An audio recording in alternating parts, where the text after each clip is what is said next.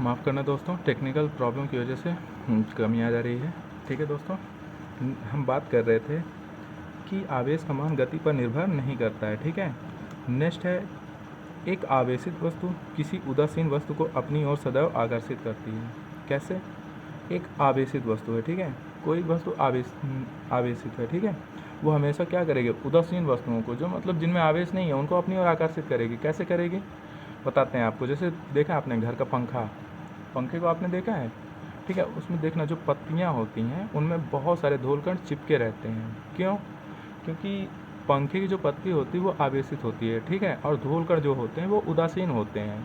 और कमरे में जानते हैं धूल बहुत होती है, ठीक है, जब पंखा चलता है तो उसकी जो पत्तियां होती हैं वो आवेशित हो जाती हैं और जो धूलकण होते हैं वो पत्तियों से जा कर के चिपक जाते हैं, ठीक है, जिसके कारण वो बहुत मतलब इससे सिद्ध होता है कि चलिए अच्छा दूसरा एग्जांपल बताते हैं आपको। ठीक है, दूसरा एग्जांपल है कि टीवी को, जब वो टीवी बड़ी वाली, ठीक है, चौकोर वाली आती थी ना पहले, वह वाली टीवी में, ठीक है, उस वाली टीवी में आप देखेंगे कि उसके अंदर के जो पार्ट हैं, ठीक है, उनमें धूलकण बहुत ज़्यादा क्या हो जाते हैं? चिपक जाते हैं। ठीक है, अभी कभी आप खोल कर देखना तो वहाँ टीवी के अंदर जो पार्ट्स होते हैं वो क्या होते हैं? आवेशित होते हैं, जिसके कारण धूलकण उसके अंदर जा कर के चिपक जाते हैं। ठीक है, मतलब एक आवेशित वस्तु हमेशा उदासीन वस्तु को सदैव क्या करेगी? आकर्षित करेगी। ठीक है, नेक्स्ट है आपका आवेश क्या होता है। देखिए अगला पॉइंट है 7वां, आवेश योज्य होता है। क्या होता है? योज्य होता है। योज्य का मतलब जुड़ जाता है, ठीक है, अर्थात किसी वस्तु पर कुल आवेश उसमें उपस्थित सभी आवेशों के बीजगणितीय योग के बराबर होता है। ठीक है, आवेश योज्य होता है अर्थात किसी वस्तु पर कुल आवेश उसमें उपस्थित सभी आवेशों के बीजगणितीय योग के बराबर होता है। ठीक है, कैसे बताते हैं आपको। मान लीजिए ये आपके पास आवेश है, क्या है ये आवेश है, ठीक है, इसमें कई प्रकार के आवेश हैं। मान लो 15 कूलाम का है, ठीक है, ये 10 कूलाम का है, ठीक है, ये -20 कूलाम का है, ये वाले पॉजिटिव हैं, ठीक है, और ये नेगेटिव है -20 कूलाम। ठीक है, बीजगणितीय योग का मतलब चिन्ह सहित योग। ठीक है, ये 15 कूलाम का है, ठीक है, इनको जोड़ो, 15 + 10 - 20, टोटल योग कितना आएगा? 15 × 10 = 25, 25 और माइनस का 20, ठीक है, तो कितना हो जाएगा? 5, मतलब 5 कूलाम। ठीक है, देखो बीजगणितीय योग का मतलब अंदर जितने भी आवेश हैं उनको जोड़ना है चिन्ह सहित। ठीक है, देखो ये पॉजिटिव है, ये पॉजिटिव और ये नेगेटिव है। ठीक है, 15 10 25 और 25 में से 20 गया, कितना आएगा? 5 से, ठीक है, 5 कूलाम। ठीक है, मतलब बीजगणितीय योग आवेश क्या है? योज्य है। ठीक है, आवेश क्या है? योज्य है, अर्थात किसी भी वस्तु पर कुल आवेश उसमें उपस्थित सभी आवेशों के बीजगणितीय योग के बराबर होता है। ठीक है, देखो अगला पॉइंट है, यदि किसी चालक को कुछ आवेश दे दें तो वह आवेश जो है चालक की सतह पर एक समान रूप से फैल जाते हैं। मान लो ये चालक है, क्या है? ये चालक है, चालक में मान लो ये चार्ज है, ठीक है, नेगेटिव चार्ज है, ठीक है, इसको हम बाहर से क्या दे दें? आवेश दे दें, आवेश दे देंगे, ठीक है, बाहर से इसको आवेश दिए तो ये चालक से जो है क्या हो जाएंगे? बाहर निकल करके चारों ओर फैल जाएंगे। ऐसा क्यों? क्योंकि जो इलेक्ट्रॉन होते हैं, ठीक है, मान लो यहाँ पे नेगेटिव चार्ज है, जब यहाँ से नेगेटिव चार्ज दिए गए, इसको आवेश दिए गए, ठीक है, तो ये एक दूसरे को क्या करेंगे? प्रतिकर्षित करेंगे। प्रतिकर्षित करने के कारण ये क्या होंगे? आवेश, जो आवेश है उसकी बाहरी ओर, किधर? बाहरी ओर, ये देखो इसका बाहरी क्षेत्र है, ठीक है, उस बाहरी क्षेत्र में ये क्या हो जाएंगे? फैल जाएंगे, मतलब सतह पर। ये सतह क्या है? इनका बाहरी क्षेत्र है, ठीक है, सतह को ही बाहरी क्षेत्र कहते हैं। ठीक है, बाहर की ओर क्या हो जाएंगे? फैल जाएंगे एक समान रूप से। ठीक है, जितने भी इसके अंदर थे, जब इसको हम बाहर से चार्ज देते हैं तो ये क्या हो जाते हैं? अपनी सतह से निकल कर के चारों ओर फैल जाते हैं। ठीक है, क्यों फैलते हैं? क्योंकि इनमें प्रतिकर्षण बल लगता है। इन दोनों के बीच में कौन सा बल लगता है?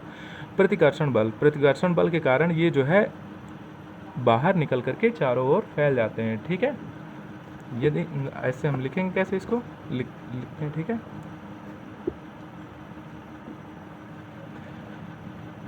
क्या कह रहे थे? यदि किसी चालक को कुछ आवेश दे दें तो यह आवेश चालक की सतह पर एक समान रूप से फैल जाता है। क्यों फैल जाता है? क्योंकि प्रतिकर्षण कारण, उन दोनों के बीच में क्या लगता है? प्रतिकर्षण लगता है, जिसके कारण से चालक से वो निकल करके उसकी सतह पर चारों ओर क्या होते हैं? फैल जाते हैं। ठीक है, नेक्स्ट पॉइंट है, यदि किसी अचालक को कुछ आवेश दे दें तो वह उसी स्थान में सीमित रहता है। ठीक है, क्यों? क्योंकि उसमें मुक्त इलेक्ट्रॉन नहीं होते हैं। कौन से इलेक्ट्रॉन?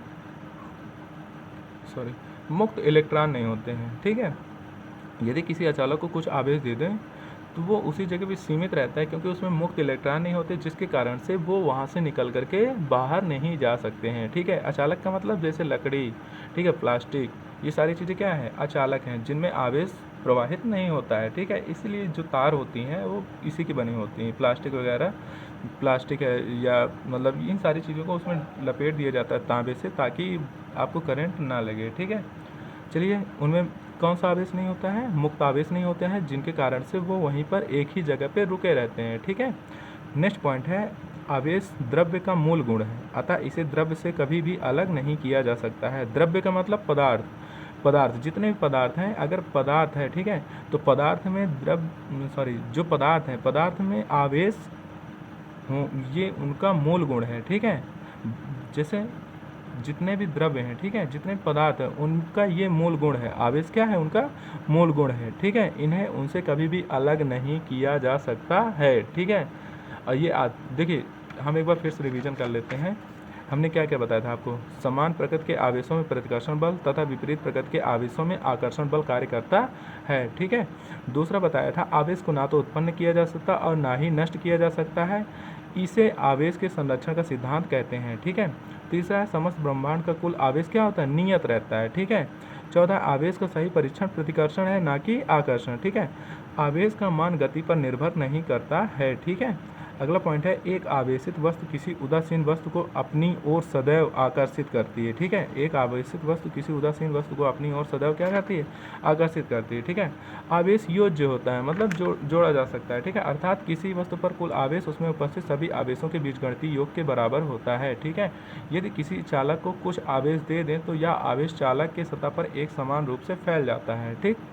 यदि किसी अचालक को कुछ आवेश दे दें तो वह उसी स्थान में सीमित रहता है, ठीक है। आवेश द्रव्य का मूल गुण है, अतः इसे द्रव्य से कभी भी अलग नहीं किया जा सकता है, ठीक है। मैं आपको एक बात और बताता हूँ कि मान लो कोई वस्तु है, ठीक है, कोई वस्तु है जिसमें द्रव्यमान है, क्या है, द्रव्यमान, ठीक है, उसमें आवेश हो ये जरूरी नहीं है, ठीक है। आवेश का मतलब हमेशा चार्ज नहीं होगा, ठीक है। जैसे मान लो मैं हूँ, ठीक है, मैं खड़ा हूँ, सिंपल खड़ा हूँ, ठीक है, तो मेरे अंदर जो आवेश है, आवेश तो अंदर होगा, ठीक है, लेकिन बाहर चार्ज अवस्था में नहीं रहूँगा। मेरे पास आवेश कब आएंगे, जब मुझे बाहर से ऊर्जा दी जाए, ठीक है। मान लो कोई वस्तु सिंपल रखी, जैसे पेन रखा है, ठीक है, पेन में अभी आवेश नहीं होगा, पेन में आवेश कब आएगा, जब इसको रगड़ा जाएगा किसी के साथ, ठीक है। जब हम इसे किसी के साथ रगड़ेंगे तब इसमें आवेश बाहर से इसके पास आएंगे, ठीक है। अर्थात हम कह सकते हैं कि अर्थात हम कह सकते हैं कि आवेश जो है किसी वस्तु में कब आता है, उसमें रगड़ने के बाद आता है, ठीक है। अगर कोई वस्तु ऐसे ही रखी है, सिंपल रखी है, तो उसमें आवेश नहीं होगा, ठीक है। उसका मूल गुण है उसके अंदर होंगे, ठीक है, लेकिन आवेश उसमें कब आएंगे, जब उसको किसी वस्तु के साथ रगड़ा जाएगा, ठीक है। जब हम पेन को किसी के साथ रगड़ेंगे तभी उसमें आवेश आएंगे, ठीक है। इतनी बात समझ में आई, ठीक है। दोस्तों देखिए, आज हमने पढ़ा है आवेश के गुण के बारे में, ठीक है। हमने 3 टॉपिक क्लियर कर लिया, आवेशन, आवेश और आवेश के गुण, ठीक है। नेक्स्ट टॉपिक हम आपको अगले एपिसोड में देते हैं, ठीक है। तब तक के लिए पढ़ते रहिए, बने रहिए, अपने नोट्स तैयार करते रहिए, सब बस है।